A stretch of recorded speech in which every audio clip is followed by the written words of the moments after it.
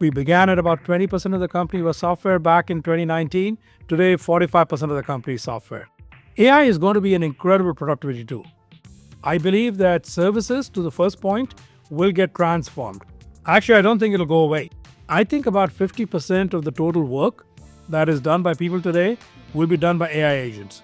I think people have always forgotten this element in technology. If you lower the cost, then the appetite to consume goes way up, and we can see that.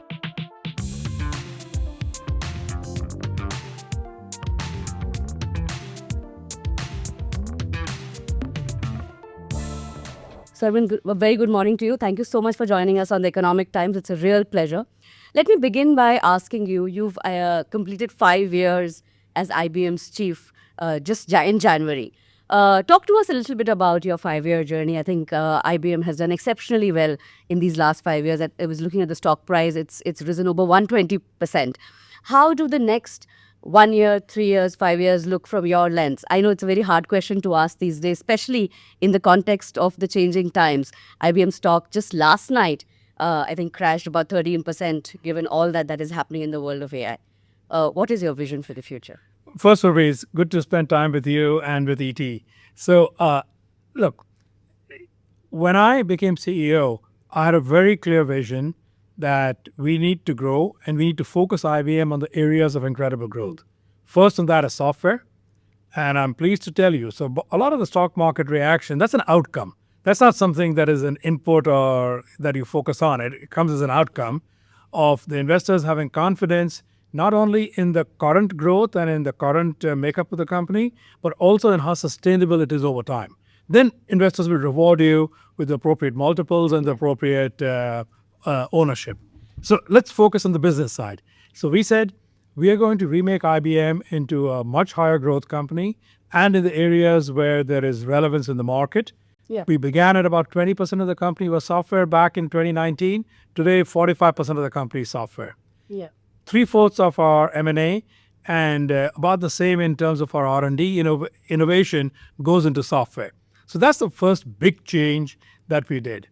The second was we also felt that the consulting part of the business can grow, but managed services is unlikely to. Yeah. So we separated that and spun it out. Big task. It was 1/3 of IBM. It was about 1/3 of our revenue, and we took it outside the company. But getting that done is a lot of hard work. Sure. So we got those two things under our belt. Then we changed our capital allocation strategy to focus very heavily on both organic R&D as well as M&A. And so all of those things that we have done, other than, of course, a lot of work on culture and people. Your question is next 1, 3, and 5 year.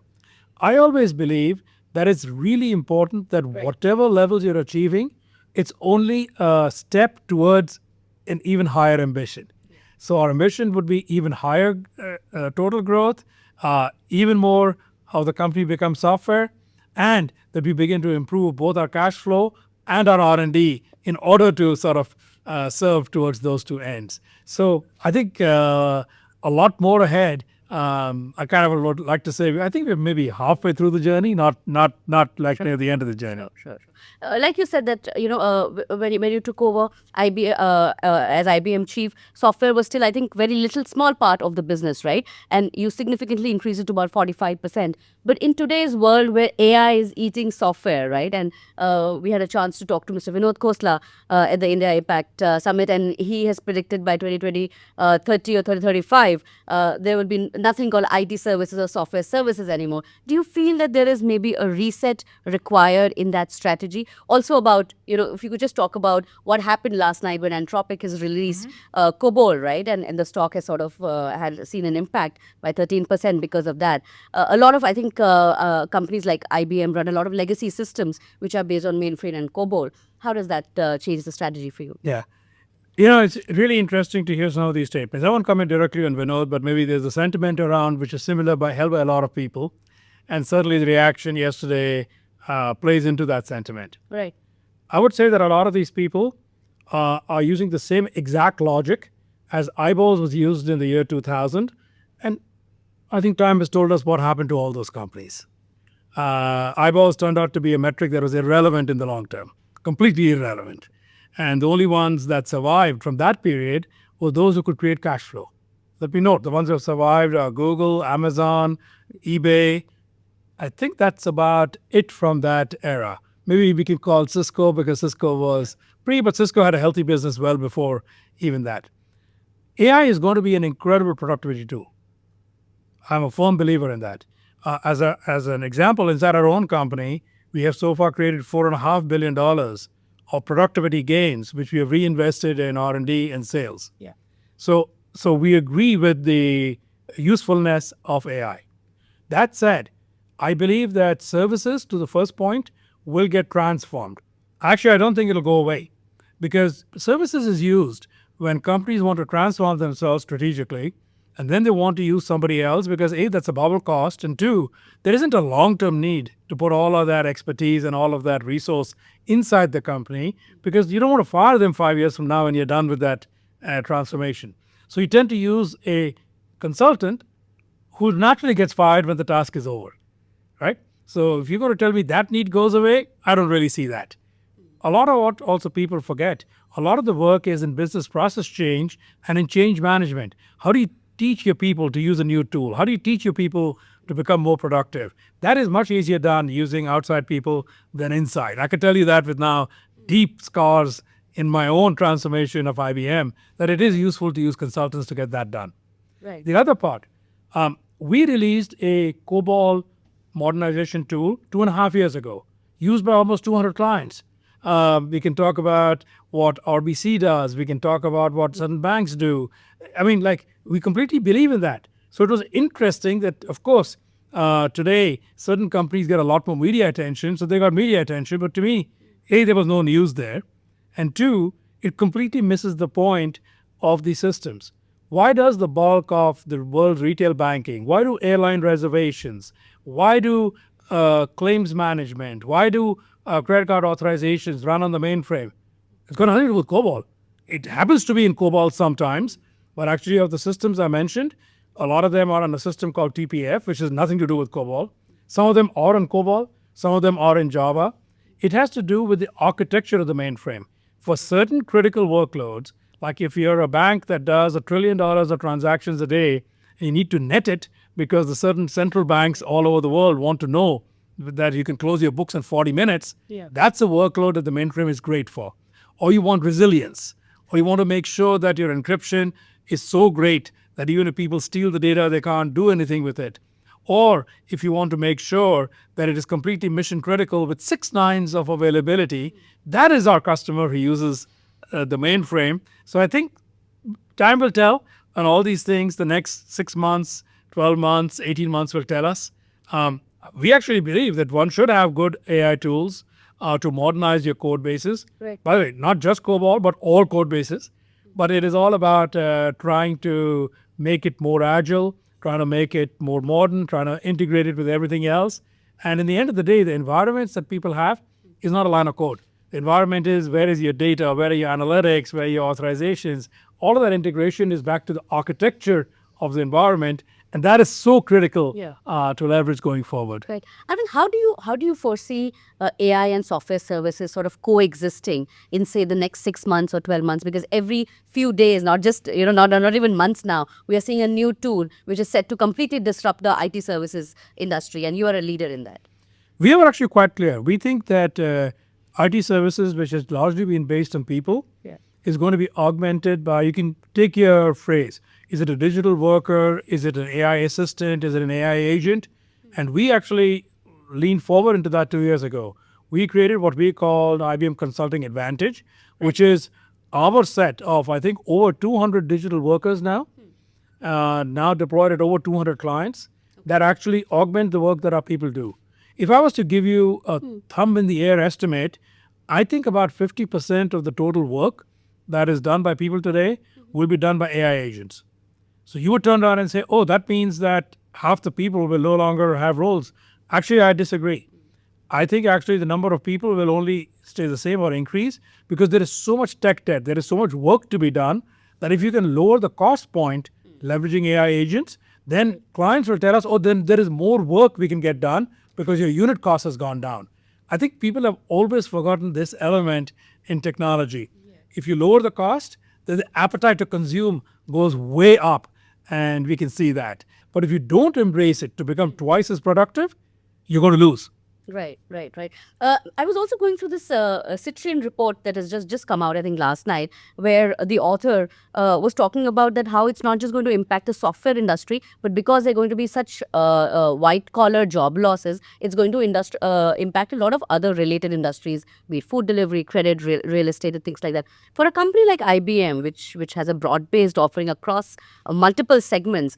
If we were to talk about job losses in these areas, how do you foresee business environment to be, and what could be sort of the tertiary or the related Secondary, impacts, the secondary impacts of this? Look, I think we should all face up to the fact there will be, I will use the word, some job displacement. And I'll try to quantify for you how much I think that could be. By the way, my numbers and some of the economists' numbers, to be come at it from different lenses, are about the same. Okay. So then the onus becomes, what are we going to do around upskilling and reskilling for these people and provide those aspects? And I was actually very pleased yesterday when I was talking to different people here in the government. They were very focused, including the PM, on how do I provide these skills. In his case, he was talking about to government employees, which I think is a good recognition and a good thing to do. So let's look at it. I think in the physical world, where you have people lifting things, doing things, this is going to take a much longer time to play out than anybody imagines. Because those kind of, you're going to need robotics and humanoid robots. It's going to take a long time before they hit a cost point. Even if let's grant the technology. So let's not have... like India. Yeah, so let's not even have the technology debate. Let's suppose it'll get there. But the cost point, and are those things as reliable? So 60% of the world's workers work in some form of pretty physical work. It's hands-on. So there's no displacement there. Maybe they get 10, 20% more efficient or more effective, but that's great. That's the productivity we all want. Okay, so that 60, let's take out. Now let's go to the other 40. Half of that is in some sense creative. Roles like yours. I mean, because you have to have a sense of what the person you're interviewing is, what your audience is interested in. That will take a long time. So that 20 I put aside and I say, yeah, you certainly will be more productive. You probably used AI to prepare for today because it synthesized material and gave it to you in short form. Okay, great. Maybe you suggested some questions. My guess is you looked at them and you modified them as opposed to use them directly. Now you're left with that final 20% of all workers. Do I imagine that 5 to 10 of that 20 could get displaced by AI? Absolutely. But then there is so much more work to be done that basically it's like all technology and all automation. Do I imagine that a lot of it could get displaced? Yes. All of it? No. And as that gets displaced, then the question is whether there are other roles that are going to come in.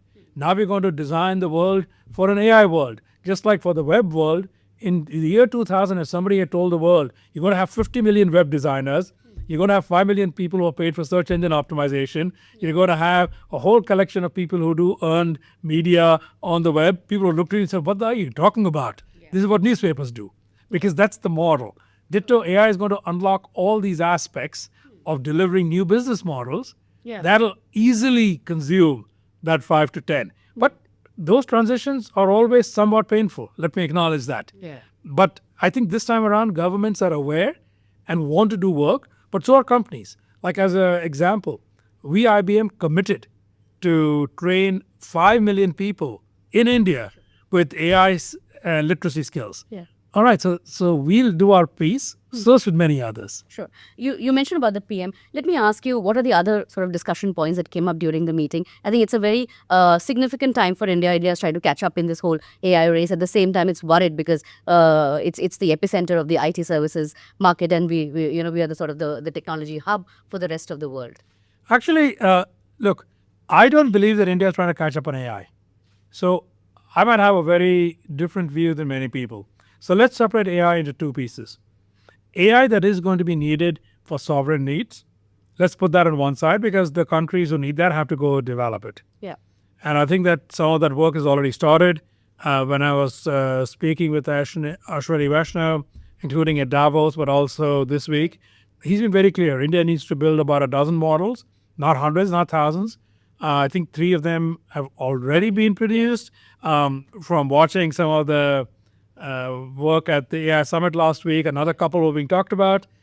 Okay, so 5 out of 12 is not bad if it's a year in, right? Yeah. and the other 7 are on their way.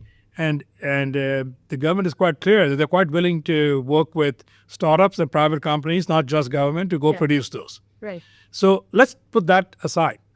I believe that India ought to focus on AI deployment because, in the end, you're part of the global economy. You do work for clients that are all over the globe. Sure. And if India begins to focus on AI deployment, I don't think India is behind. I think Indians are as astute in figuring that out as anybody else. You got to leverage the AI which is available through the globe and leverage it for a client's benefit. I really believe that that is where India can excel and India can thrive because of the vast base of services. Yeah. But services, not just services. Services mean effectively, if India has a lot of the back office, there's a lot of the IT arms of the companies that they work for, then effectively you've got to transform those companies leveraging AI. And I think India is very good at doing that. So I don't actually think it's behind. Now, it's got to get people with the skills. It's got to lean in Yeah. as opposed to sort of look backwards. And that is maybe the slight gap to go solve. Arvind, I think 2 years back when you came to India, I think you were the one who coined this term that India needs to have its own sovereign strategy, right? And now I think the government of India has taken that very seriously. They have announced this 2020-year tax holiday when it comes to AI data centers, and they're giving tax SOPs to a lot of cloud service providers, foreign cloud service providers. What do you think of this strategy, and how does IBM fit in there? Look, this is a big question on public policy. I fundamentally believe that when the government uses incentives, whether it's taxes, whether it's a little bit of capital money, whether it's access to infrastructure, whether it is limits of liability being waived, I think that those are great public policy vehicles for getting the behavior in the private sector to where you want it to go. Right. So it's clear. On my last answer, they wanted more on sovereign, so they want to grow more of a capability within the shores. Yeah. I think these are all great vehicles. Generally, by the way, all of them don't succeed. Some succeed, some don't. But that's great. That's taking more risk. Historically, India has avoided risk. But I think at the current economy size, you've got to take risk if you want to succeed. And I think that's the right approach for right now. Right. Do you want to talk a little bit about how IBM wants to sort of participate in some of these initiatives? And also, you've opened so many software labs, especially in the smaller cities of the country like Kochi, right? What's the strategy there? Yeah. So 2 different answers. One, we are not going to directly participate in capital infrastructure build out. Right. We have made a decision a while back. There we will partner. As an example, we partner with Bharti Airtel here in India. So they are the provider. They are building the sovereign capabilities. We will work with them to add capabilities. And we just are doing one around cloud infrastructure where they are the provider of data centers. They are the provider of the network. They are the majority owner. We will add capabilities managed out of the Chennai data center, but also populated into Mumbai. And hopefully as the client base expands, then we'll go into more. So that allows us to both help that motivation from the government, as well as partner with a local provider who we have a lot of trust in and who's a strong provider. So that's on the first side. Right. Then on the second, to help the government on sovereignty, whether it's Bharatjan or whether it's some of the sovereign AI model development, we provide a lot of our capabilities to these people who are doing it. So in some sense, it's IBM inside. It's not that we are the sole controller or owner, but we're happy to give our capabilities in a way that they can be leveraged. Right. And then you asked about the software labs. Yeah. Look, India is a country of incredible talent. The talent is not reserved in Bangalore and NCR or Mumbai. Talent is where it is. Yeah. 20 years ago, the infrastructure would have made it very hard to open a lab there because the fiber was not there, the internet was not there, the housing was not there, the schools were not there, so it was not an attractive place for people. But as we look at it, we are picking pockets where we believe it's very attractive and there's enough people from those regions who are actually happy to either go back there, I'll use that phrase, or the local systems and education systems are very good, so a lot of talent is getting produced. 10 years ago, the only great jobs so there may have been in some of the cities I mentioned. Today, if we can offer that. So Kochi was such an example. When we went there, nobody had software labs there. There were some services companies. We opened ours. We thought we would get to 500 people in a year or two. We got to 4,000. By the way, 3/4 of those people were not there locally. They actually came back from all over the country Right. because they were attracted to be within a few hours of wherever they had grown up or where their families were, Right. and they wanted that infrastructure, and we gave them an opportunity to do great work, but in that neighborhood.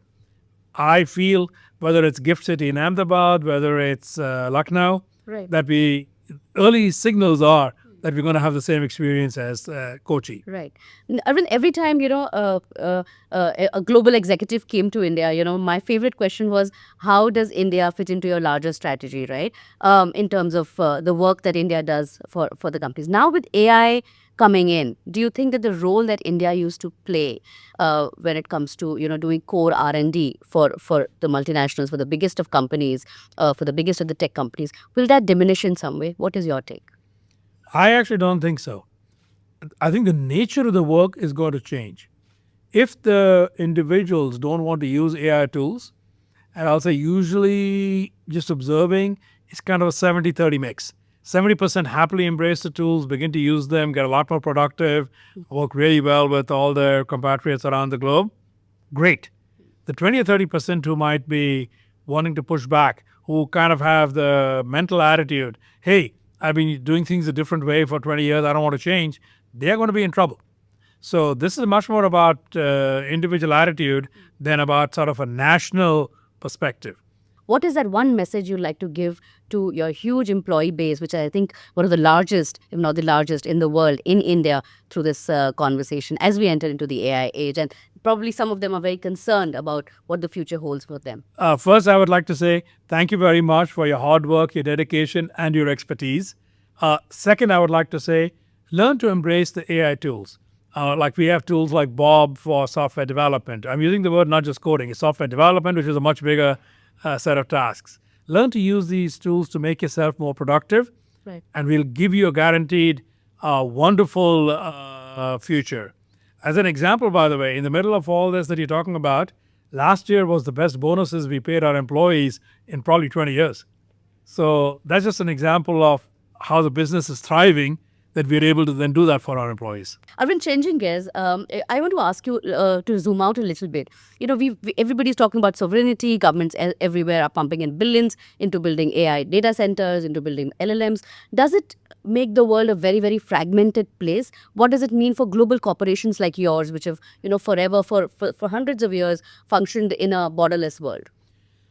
Look, the world has never been borderless. Let's use the word multinational. IBM was a great exemplar of a multinational company. The multinational of 1960 took what was in their home country, in our case, the United States, and replicated it across in other countries. Because moving goods across the ocean used to take time, IBM has been in Brazil, I think, for 100 years.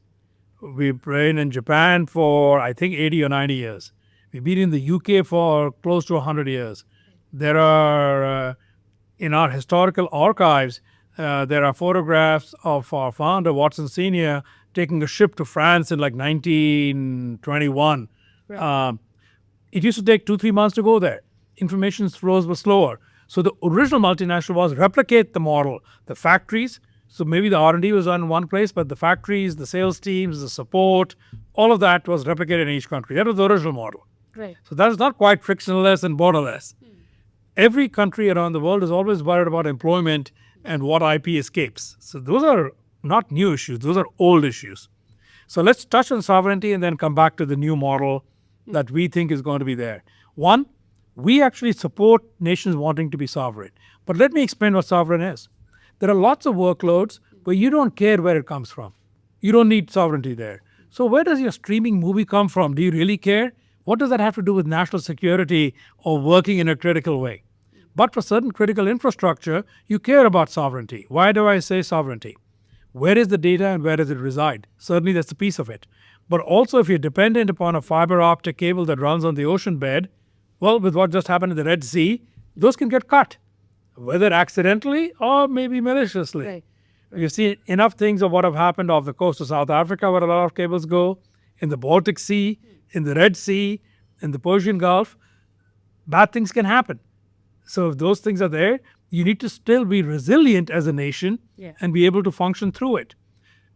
Then you want to be able to say that with geopolitics in the world the way it is today, nobody else gets the capability to say which technologies we use for critical purposes or not. So I think all of those together begin to drive it. We haven't even begun to talk about latency. Certain things, whether it's health, whether it's surveillance, whether it's physical security, those need to be close. The couple of seconds it might take to send data across the world and back, it's not going to work. So all of those things mean that there's an and. You use big public global infrastructure and you need local sovereign infrastructure. That's the way I believe it plays out. By the way, we support nations being sovereign. We're not asking people to use stuff only from the United States or only from one particular place. Right. We believe that some things may come from there, but we want to help our clients everywhere also run things locally as appropriate. Sure. As the CEO of one of the most largest technology companies in the world, how do you read the business environment and the continuous shocks that are coming, be it from the tariffs or the going back on the tariffs and then again new proposals on the tariffs, the geopolitics? What does 2026 look from your lens? I actually am convinced that 26 should play out similar, maybe slightly better than 25 in terms of overall GDP growth. Look, I mean, we have our own signals from our clients and from our demand signals. But I think it aligns very well with what the IMF has put out, with what the World Bank has put out. Both expect global GDP growth to be in the low threes, if I remember right. Right. Congratulations to India. I think it's in the low sevens. But overall, global is in the low threes. And I suspect that remains true. I suspect that technology spending will be in the 5 to 8% range overall growth, because technology typically is 2 to 3 points ahead of GDP. Right. And I suspect that will remain true. Now, so it has been more dynamic, but this is not, when COVID came in 21, people are breathing a sigh, maybe we're done. Then came inflation. Okay, that means interest rates. Then came supply chain shocks. Then comes more cyber. Then comes more geopolitics. Right. Then come more wars. That means you got to worry about who and where you do business. That comes together with, I'll use the word trade lanes that form. So it's just things you have to, as a business person, you have to sort of manage through it. Yeah. By the way, in all this, whenever there is a lot of dynamism in the business environment, there's opportunity also. Because not all your competition is as adept at learning to deal with it. Right. And if you are, then you can maybe take an opportunity to gain market share. Right. Like you said, the technology spend is always ahead 2-3 points of the GDP. Where are you seeing these sort of spots of growth right now? At a geography level, we're very happy with the growth we can see in Japan as well as in South Asia. If I look at the Middle East, it's a huge area of growth. Right. You'd be surprised, but I think Western Europe is growing quite well, as is North America. The reason is very simple. If you have a business, historically, how did you scale it? You hired a lot of people, you went into another country, or you bought something, or you built another good, and the scaling was linear with the number of people. Today, you can use technology instead to do your marketing. You can use technology to make your sales teams more productive. You can use technology to improve your supply chain. So now I think companies all over the world have woken up. Can I use technology to scale my business without taking on some of the other fixed costs? And if you can do that, your business is actually going to be better. Yeah. So I think technology is being consumed by all forward-looking businesses as a way to scale the business without adding other fixed costs. Right. On a different topic, Arvind, we've also seen a lot of changes to the immigration sort of, the way countries like America welcome talent from other geographies, especially India. And you're one of the role models when it comes to, an Indian origin executive leading one of the largest technology companies in the United States. What do you feel? How do you feel about the recent changes and this entire anti-immigration sentiment, which has caught America? Actually, I'm not at all convinced, and I've had enough conversations with enough senior and decision-making folks without putting any names onto it. They're not anti-immigration. They are very much on, we want highly talented immigration.